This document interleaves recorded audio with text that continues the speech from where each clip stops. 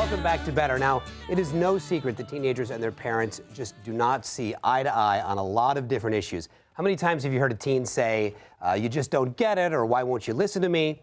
So we asked a group of teens what they really wish their parents knew. Take a listen.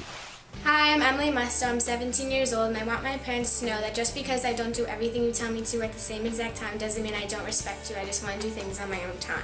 Hi, my name's Courtney Kirschbaum. I'm 16 years old, and I want my parents to know that I can balance my time between my schoolwork, my friends, and my sports well, and I don't need them nagging me about it. Hi, I'm Rob Brett now. I'm 14, and I want my parents to know that I can do my own homework without them asking me 1,000 times. Hi, my name is Jillian Zach and I'm 16. I want my parents to know that I will get my college applications out on time and to stop bugging me about it. Vanessa Van Patten, aka the Teen Whisperer, is here to help us open the lines of communication between parents and their teens. And you know what we heard there was a lot of, I can manage my time, you don't have to bug me so much, stop nagging me. Is that pretty common for teens? So many teens are way more mature than we give them credit for. And a lot of the times if parents ask their kids, what's the one thing you wish I knew about you? They'd surprise you with the answers they'll give, very similar to the ones that we just saw.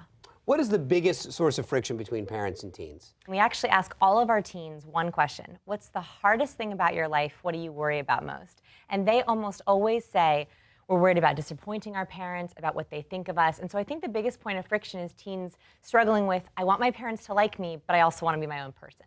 It seems like it's a difficult part in a kid's life because they're trying to exercise their independence, they're trying to define themselves, so they're pushing away, and that's happening at exactly the same time parents feel like they're losing them, right? We're thinking about the kids are going to go off to college and not need us anymore, so we're pulling, they're pushing, and we get this friction. Right, and one of the things that parents do when that happens, because they're like, I just want to protect you, I want to keep you close to me, is they do my favorite, which is answer questions. My mom used to do this. It's when the answer is already in the question. So, don't you think you should take out the trash right now? Yeah, right. Those are the answer questions. I think that's hard because parents are trying to suggest what to do, but teenagers hear it as telling us. See, I don't have that problem. I just go, hey, trash, trash. No, you, go.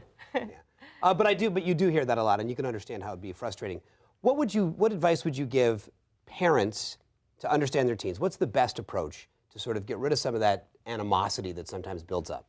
I think that the biggest thing is understanding that teens sometimes have different talking cycles than parents. So parents oftentimes love after school, the car, you sort of pepper your child with questions. So, how was your day? Yeah. Tell me about it. How's your friend? Oh, yeah. How was lunch? Yeah, all those questions. And that's okay for some teens, but some teens, they are so exhausted after school, that's not their ideal time. So figure out what your teen cycle is. Are they best after dinner or right before bed, maybe in the morning? That's a great way to sort of say, I want to get you at the right time. I don't want to force questions on you.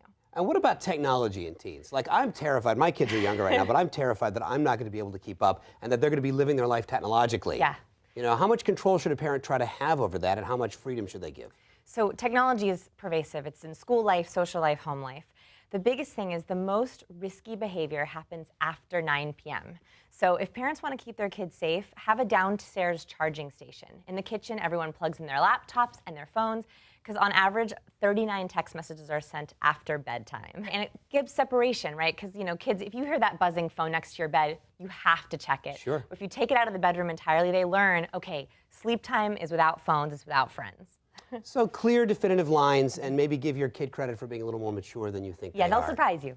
They will. All right. Well, hey, you can find out more. You can pick up a copy of Vanessa's new book, Do I Get My Allowance Before or After I'm Grounded?